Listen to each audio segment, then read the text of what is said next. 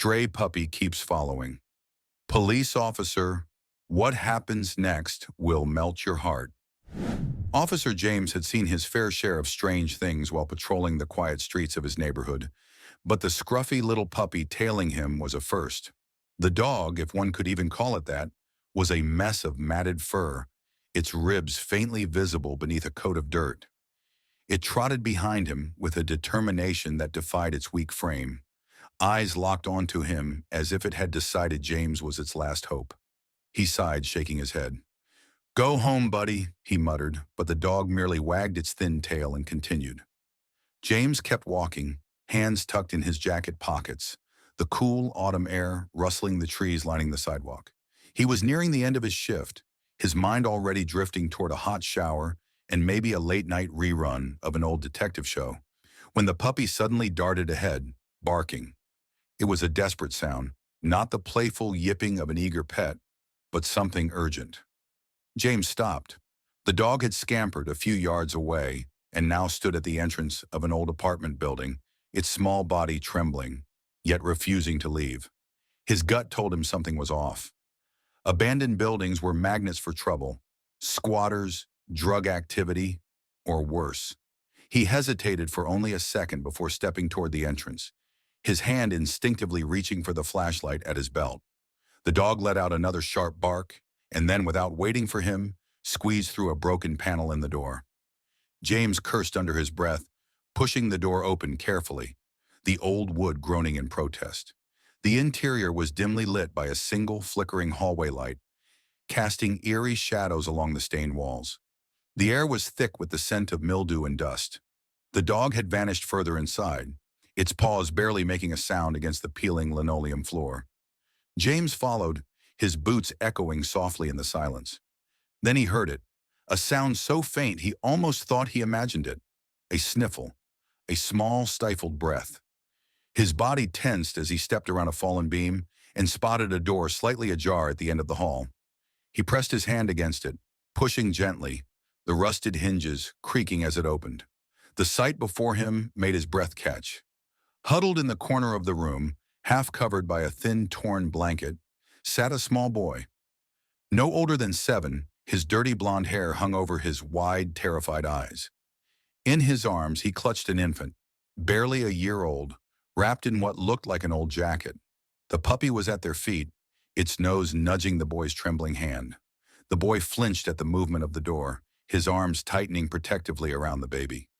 James immediately softened his stance, lowering himself slightly so he wasn't towering over them. "Hey there," he said, voice calm, gentle. "It's okay. I'm not going to hurt you."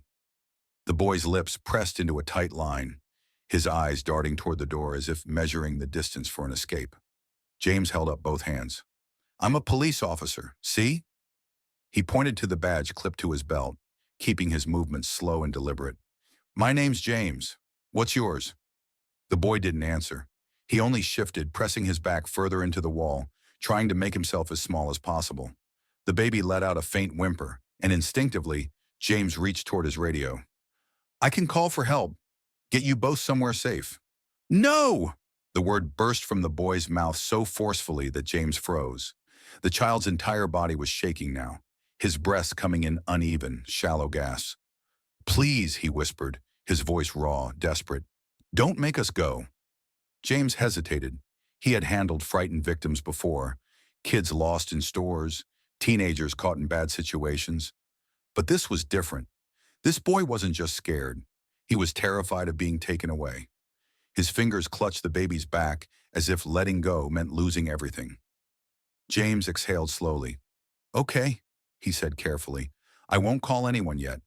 But you need to tell me what's going on. Are you hurt? Is the baby okay?" The boy shook his head, his lips pressed tightly together, but he didn't respond. The puppy whined softly and nosed at his knee again.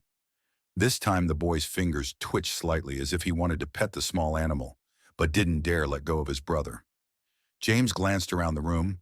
A makeshift nest of crumpled newspapers and an old pillow sat in one corner. A plastic bag with a few stale pieces of bread lay next to an empty water bottle. The reality of the situation sank into him like a weight. These kids had been here for a while. alone, hungry. His eyes flickered back to the boy. "You left a note," he said, nodding toward the crumpled piece of paper lying near the door. He had noticed it when he walked in, scrawled in a child's shaky handwriting. "Help us, please." The boy's eyes darted toward the note, and something inside him seemed to break. His lower lip trembled, and he swallowed hard before whispering, "I didn't know what else to do." James felt a lump rise in his throat. He had expected this job to throw difficult situations at him, but nothing prepared him for the sight of this child. Frail, exhausted, but still fighting to protect the only family he had left. "What's your name, kid?" A pause, then barely above a whisper, "Noah." James nodded. "And your little brother?" "Lucas," he murmured, looking down at the baby in his arms. Lucas let out a soft coo, oblivious to the world around him. James ran a hand through his hair, exhaling sharply. "All right, Noah, here's what we're going to do. I'm going to get you both some food, some warm clothes, and a place to sleep. You won't be alone anymore." Noah's fingers curled tighter around Lucas's jacket. "No foster homes," he said suddenly, his voice small but firm. "They separate families." James hesitated. He had no authority over social services, but looking into Noah's pleading eyes, he made a silent vow. "I won't let that happen," he promised. Noah stared at him for a long moment, as if trying to decide whether to believe him. Then ever so slightly he nodded. The tension in his small shoulders didn't disappear, but it lessened just enough for James to see that, deep down, Noah wanted to trust him. The puppy let out a small bark, tail wagging hesitantly. James sighed, shaking his head. "Looks like this little guy's been looking out for you, huh?" Noah nodded. "He found me." James gave the scruffy dog a second glance, then back at the boys. He had only planned for a quiet night shift. Instead, he had stumbled into something much bigger, and in that moment, he knew. He wasn't walking away from this. James had always believed that certain moments in life held weight, moments that pressed down on a person and refused to be ignored. Sitting in the back seat of his patrol car, driving through the dimly lit streets, with Noah and Lucas wrapped in borrowed blankets, he felt the weight of this night settle deep into his bones. Noah sat rigidly beside him, his small hands gripping the edges of the blanket like a lifeline, his eyes fixed on the passing streetlights, but not really seeing them.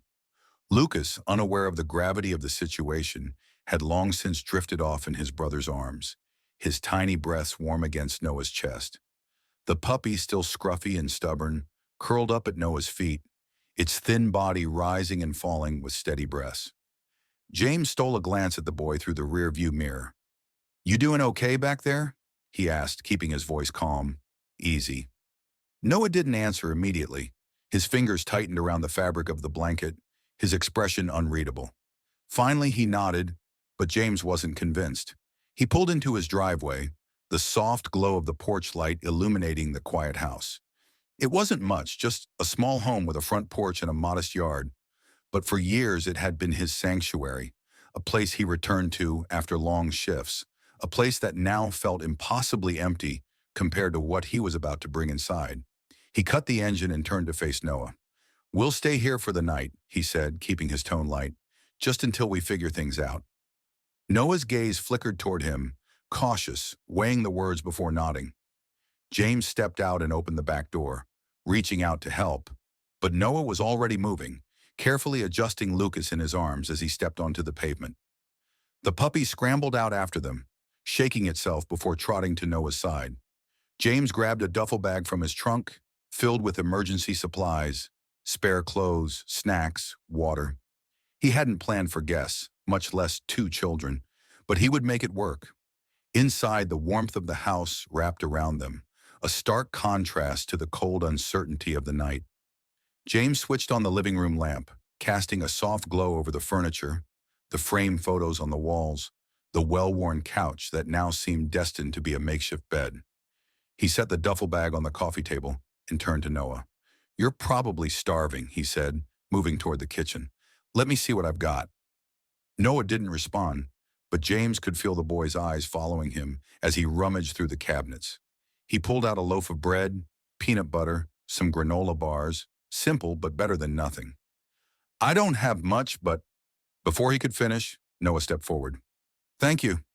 The words were soft, hesitant, as if Noah wasn't used to saying them. James paused, then gave a small nod. You don't have to thank me, kid. You needed help. That's all there is to it.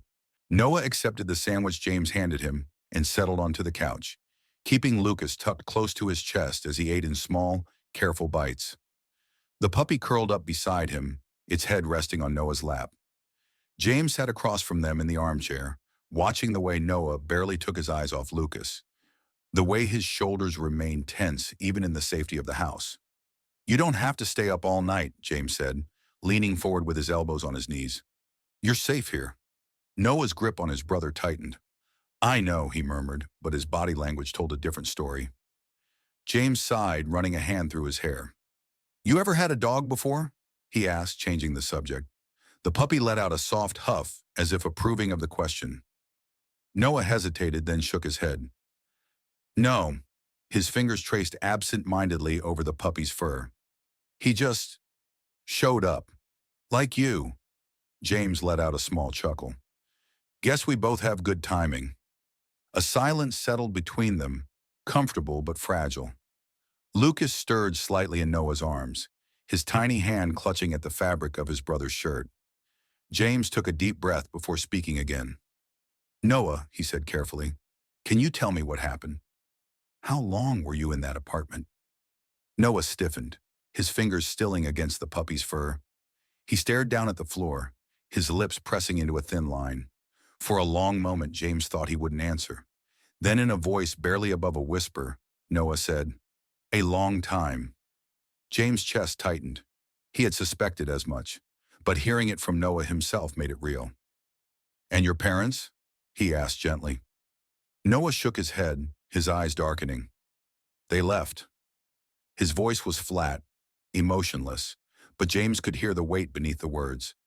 They said they'd come back. He glanced down at Lucas, brushing a strand of hair from his baby brother's forehead. But they didn't. James clenched his jaw, forcing himself to stay composed. He had seen neglect before, had responded to calls about abandoned children, but it never got easier. You took care of Lucas all by yourself? He asked, though he already knew the answer.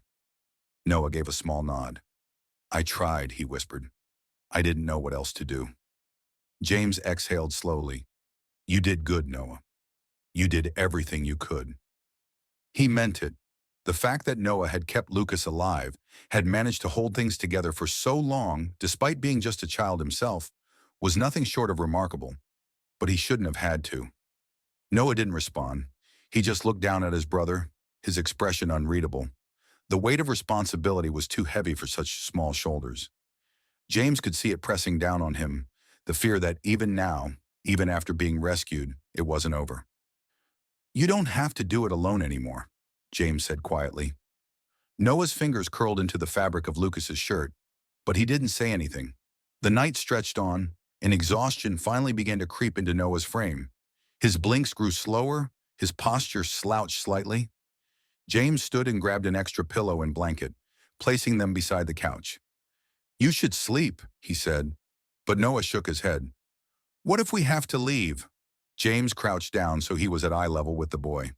You won't, he promised. Not tonight. Not unless you want to. He hesitated before adding, and as long as I can help it, not ever. Noah studied him for a long time, his young face filled with something James recognized all too well. Hesitation, hope, fear of disappointment. But then, ever so slightly, Noah nodded. It wasn't trust, not yet, but it was something. James stood and moved toward the hallway, pausing at the doorway. I'll be right down the hall if you need anything.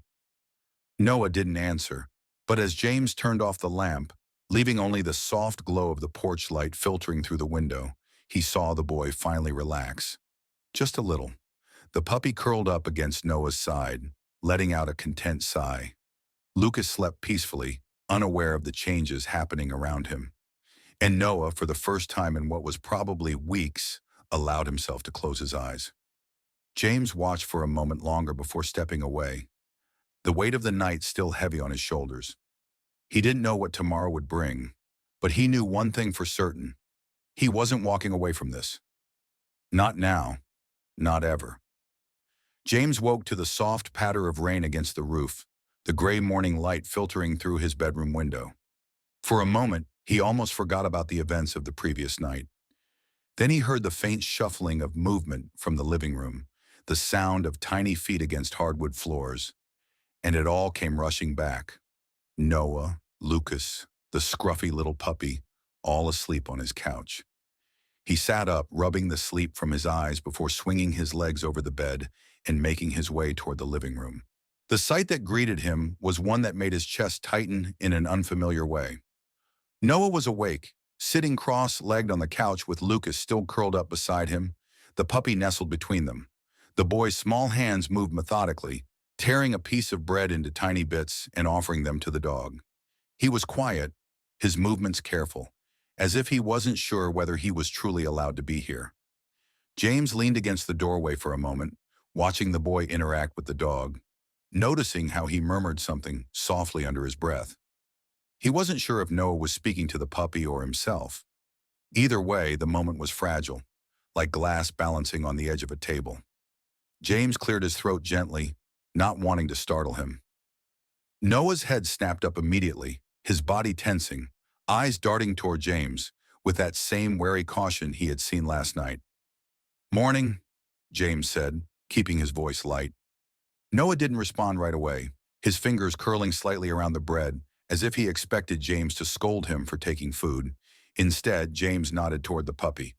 "He's got you wrapped around his little paw already, huh?" Noah hesitated before giving a small nod. James pushed off the doorway and moved toward the kitchen, grabbing a pan from the cupboard. "You hungry?" Noah blinked, as if he wasn't sure how to answer the question. His grip on the blanket draped over his lap tightened just slightly. James didn't press him. Instead, he cracked a couple of eggs into the pan, letting the sizzle fill the quiet space. He poured some coffee for himself and pulled out a juice box he had found in the back of the fridge, setting it on the counter for Noah. "Figured you could use something better than just bread," he said casually. Noah glanced at the juice box, his expression unreadable. "Lucas will need something too," he said finally, his voice quiet. James nodded. "Got some oatmeal I can fix up for him." That seemed to satisfy Noah, at least enough that he didn't argue. As James plated the eggs and toast, he caught Noah watching him from the corner of his eye, as if trying to piece him together. He wasn't surprised. Trust wasn't something that came easy, especially for a kid who had been left behind. "You always cook?" Noah asked hesitantly. James smiled slightly. "When I'm not living off takeout, yeah." He slid the plate across the counter toward Noah, watching as the boy hesitated before finally pulling it toward him. James didn't comment when Noah ate quickly, methodically, like someone who had learned not to waste food when he didn't know where his next meal would come from. Instead, he sipped his coffee and let the boy eat in silence.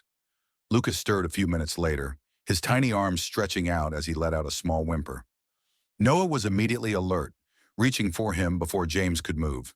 He lifted his baby brother into his lap, rocking him gently. "Shh, it's okay," he murmured, brushing a hand over Lucas's soft hair. James watched the interaction with quiet admiration. Noah was young, painfully young, but the way he moved, the way he put Lucas first in everything, it was clear he had spent far too much time being responsible for someone else. "I'll get his oatmeal," James said, standing. "You need help?" Noah asked, surprising him. James shook his head. "I got it." He made quick work of preparing the baby's breakfast, setting the small bowl in front of Noah, who tested the temperature with his finger before carefully feeding Lucas. The baby cooed happily, unaware of how much weight rested on his brother's shoulders. The puppy, full from its impromptu breakfast of breadcrumbs, now curled up at Noah's feet, its tiny body finally at ease. James leaned against the counter, arms crossed, taking in the picture before him. It wasn't normal. It wasn't the way things were supposed to be, but for now it was their reality. "Noah," he said after a few moments, keeping his voice even, careful, "we need to talk about what happens next." The boy stiffened slightly, but he didn't stop feeding Lucas. "What do you mean?" James sighed, running a hand through his hair. "I mean, I can't just pretend I didn't find you. Social services are going to want to get involved." Noah's entire body went rigid. His fingers tightened around the spoon in his hand, his eyes dropping to the floor. No, he said sharply. They'll take Lucas. James exhaled slowly. He had suspected this reaction, but it didn't make it any easier. That's not necessarily true, he said carefully. But we have to do this the right way. You can't live in an abandoned building, Noah. We were fine, Noah argued, his voice tight. But James saw the way his hands trembled slightly, saw the way he pulled Lucas closer. You weren't fine, James countered, but his voice remained calm, steady. You were surviving. There's a difference. Noah swallowed hard, his jaw tightening. You don't get it, he said, his voice barely above a whisper. They don't keep families together. I've seen it. James's chest ached at the sheer fear in the boy's voice. You don't trust the system, he said, more a statement than a question. Noah scoffed, but it lacked real amusement. Do you? James didn't answer right away. He had seen it fail too many times, but he had also seen it work. I trust that there are people who will do the right thing, he said finally, and I won't let them separate you two. Noah looked up at him then, his blue eyes sharp, studying James as if searching for a lie. You promise? James met his gaze head on. I promise. Noah held his stare for a long moment, the weight of his decision hanging heavy between them. Then slowly, almost reluctantly, he nodded. James released a quiet breath he hadn't realized he was holding. All right, he said. First things first. We need to get you both cleaned up and into some decent clothes. Then I'll make some calls, figure out how we move forward. Noah looked down at his ragged clothes, his fingers brushing over a hole in the sleeve of his too-thin jacket. He didn't say anything, but he nodded again. Lucas babbled happily in his arms, oblivious to the gravity of the moment. The puppy stretched lazily, yawning before flopping onto its back. James stood, stretching his own sore muscles. And, he added, glancing down at the little ball of fur at Noah's feet, I think we need to come up with a name for this guy. Noah blinked, caught off guard by the shift in conversation. He looked down at the puppy, who thumped his tail excitedly. A small, hesitant smile flickered across Noah's face. Scout, he said finally. James raised an eyebrow. Scout? Noah nodded. Because he found us. James considered that before nodding his approval. Scout it is. The puppy wagged its tail harder, as if pleased with the choice. James glanced between Noah, Lucas, and the scrappy little dog that had brought them together. He had no idea what the future held, but one thing was clear. This was only the beginning. James stood in the middle of his small living room, rubbing the back of his neck as he listened to the faint sound of running water from the bathroom. Noah was in there now, finally washing off what had to be weeks' worth of grime. The kid hadn't complained when James handed him clean clothes, just took them with a quiet nod and disappeared behind the bathroom door with Lucas in tow. Scout had tried to follow, but Noah had gently pushed the puppy back and told him to wait. The little dog had let out a small, defeated huff before curling up near the bathroom door like a tiny, scrappy guardian. James exhaled, staring at the mess of blankets on his couch. His house had always been neat, everything in its place, but now there were tiny signs of the boys scattered everywhere. A juice box on the coffee table, a small, worn sock that must have belonged to Lucas, the faint scent of peanut butter still lingering in the air from breakfast. It felt different. Not bad, just different. He shook his head and moved toward the kitchen, needing something to do while they got cleaned up. He rummaged through the cabinets, pulling out a box of pasta and a jar of sauce. Simple. He could handle simple. The rhythmic sound of chopping filled the quiet space as he diced an onion, letting the familiarity of the motion settle his thoughts. He had been in plenty of tough situations before, but this was different. This wasn't just another case to solve or a crime scene to process. This was real, and it was happening in his house, under his roof.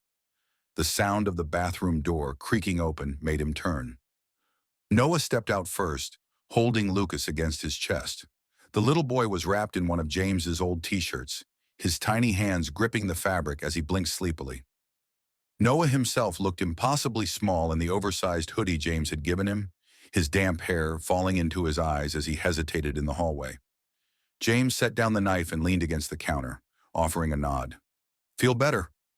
Noah gave the smallest of shrugs. It's warm, he admitted, his voice barely above a whisper. James took that as a win. Good. You guys hungry? Noah glanced at Lucas, then gave another small nod.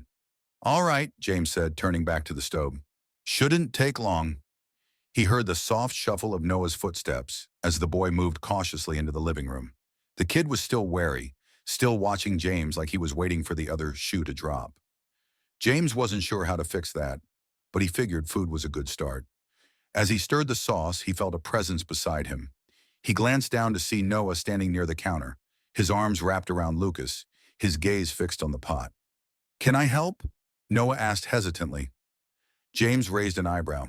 You cook, the boy shrugged. Sometimes. James handed him the wooden spoon. All right then, stir the sauce, but don't let it burn. Noah took the spoon carefully, his small hands gripping it with a quiet sort of focus.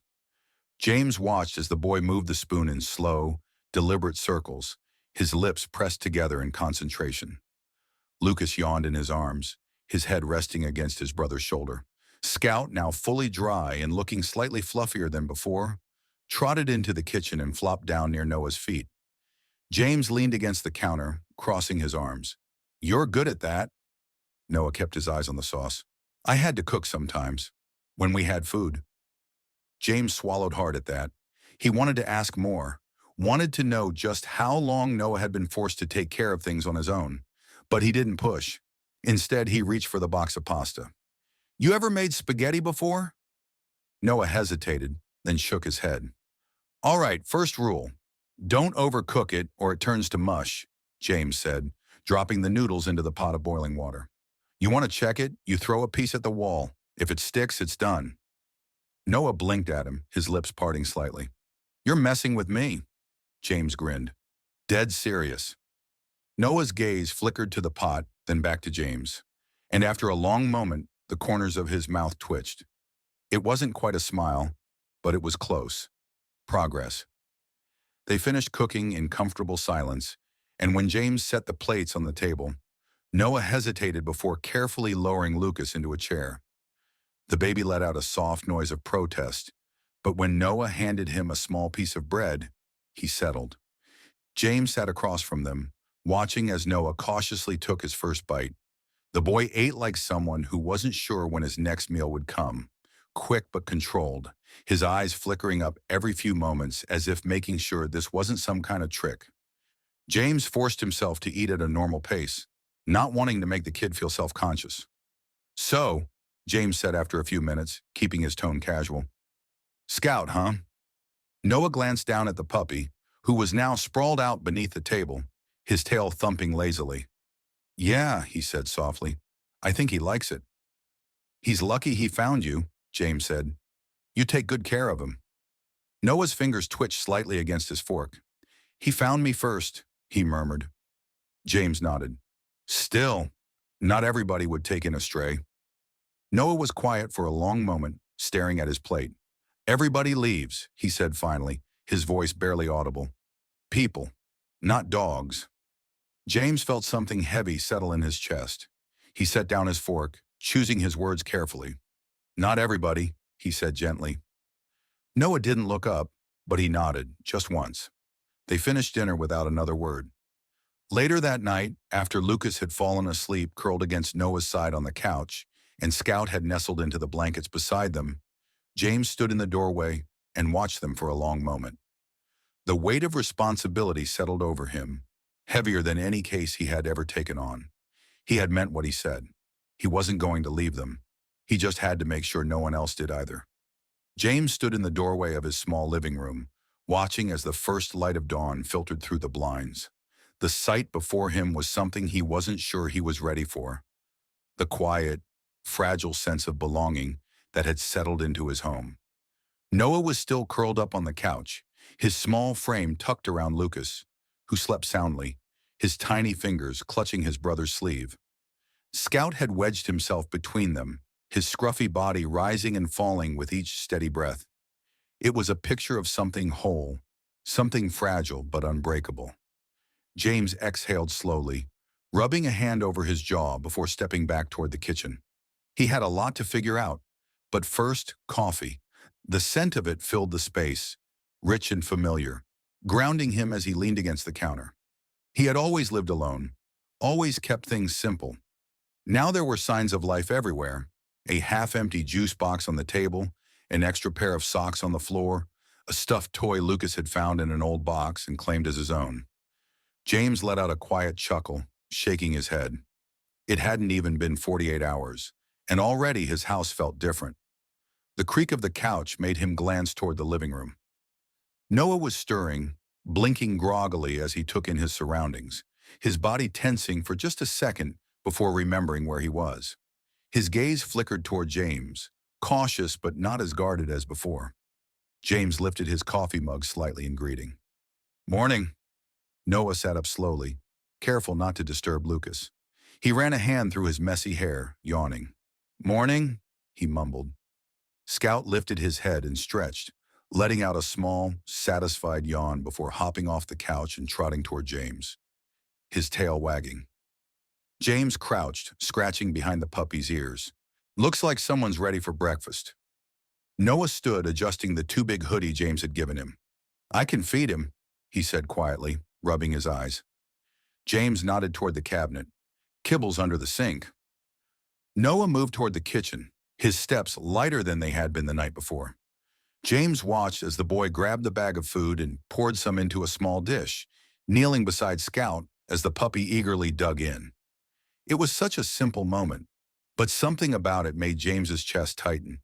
This was what normal should look like for a kid, worrying about feeding his dog, not about where his next meal would come from. James set his coffee down and moved to start breakfast. He figured something easy, pancakes maybe, something warm. He could feel Noah's eyes on him, watching his movements carefully. The kid was still waiting for the other shoe to drop, still bracing himself for the moment James changed his mind. James wasn't going to let that happen. As he flipped the pancakes, he finally spoke. "I called someone this morning," he said, keeping his tone even. "A social worker. Her name's Anna. She's someone I trust." Noah went still. "Social worker?" James turned, leaning against the counter. "I told you, Noah, I'm not letting anyone separate you and Lucas." The boy's fingers curled slightly, his body still tense. "And what if they do?" James exhaled. "They won't, because I won't let them." He paused, then met Noah's wary gaze head on. "I want to foster you, both of you, officially." The words hung in the air, thick with something unspoken. Noah's lips parted slightly, his breath catching just enough for James to notice. You want us to stay?" James gave a small nod. "Yeah, I do." Noah blinked, his expression unreadable. "But why?" James sighed, running a hand through his hair. "Because I found you for a reason, Noah, and because no kid should have to take care of his baby brother alone." Noah's throat bobbed as he swallowed, his fingers twisting the hem of his hoodie. "What if you change your mind?" The question was so small, so fragile that it nearly broke James's heart. He stepped forward, crouching slightly so he was eye level with the boy. "I won't," he said firmly. "I don't give up on people, Noah. And I'm not going to start with you." Noah's breath shuddered slightly, his walls cracking just a little. Then slowly, hesitantly, he gave the smallest nod. James exhaled, relieved. "All right, then let's make it official." The sound of Lucas stirring broke the moment. The baby let out a soft whimper, his tiny fists rubbing at his eyes as he blinked up at his brother. Noah immediately turned, lifting him carefully. "Hey, buddy," he murmured. Lucas cooed sleepily, burying his face against Noah's shoulder. James smiled slightly. "Pancakes are almost ready," he said. Noah glanced back at him, and for the first time James saw something new in the boy's eyes. Hope. It was small, barely there, but it was real, and that was enough. The rest of the morning passed in quiet ease. They ate together at the kitchen table, Lucas making a mess with his syrup-covered fingers, while Scout tried to sneak bites from Noah's plate. And when the doorbell rang, signaling Anna's arrival, Noah's hand briefly tightened around his fork. But then he looked at James, saw the steady reassurance in his expression, and he let out a slow breath. James opened the door, greeting Anna with a handshake before stepping aside to let her in. She was warm, kind, and spoke to Noah like he was a person, not just a case file. She asked questions, gentle ones, and Noah answered, his voice growing stronger with each word. And when she asked if he wanted to stay with James, the boy didn't hesitate. Yeah, he said, his voice quiet but firm. We want to stay. That night, as James tucked Lucas into his makeshift crib and turned off the lights, he found Noah still awake, curled up on the couch with Scout at his side. The boy looked up at him, uncertainty flickering in his gaze. James hesitated, then sat beside him. You okay? Noah nodded. But then after a moment, he whispered, Are we really safe now? James met his gaze, unwavering. Yeah, kid, he said softly. You're safe, and you're home. Noah stared at him, searching for any trace of doubt. He found none, and for the first time since James had met him, Noah let out a slow, shaky breath and let himself believe it. This story is a testament to the power of kindness, resilience, and the bonds that form in the most unexpected ways. It reminds us that family isn't just about blood. It's about love, trust, and the people who choose to stand by us no matter what. Noah and Lucas had been abandoned, left to survive in a world that had already failed them. But through James's compassion, they found something they never thought possible, a home. James, once content with his solitary life, discovered that sometimes the greatest purpose comes from opening your heart to those in need. This journey teaches us that no act of kindness is too small, and that taking a chance on someone can change their entire world. It's about stepping up, choosing to fight for those who can't fight for themselves, and understanding that love, in its truest form, has the power to heal even the deepest wounds. Thank you for watching and sharing this story with us. If it touched your heart, don't forget to like, comment, and subscribe to the channel for more inspiring stories. Together, we can spread the message that hope and kindness can change lives. See you in the next video.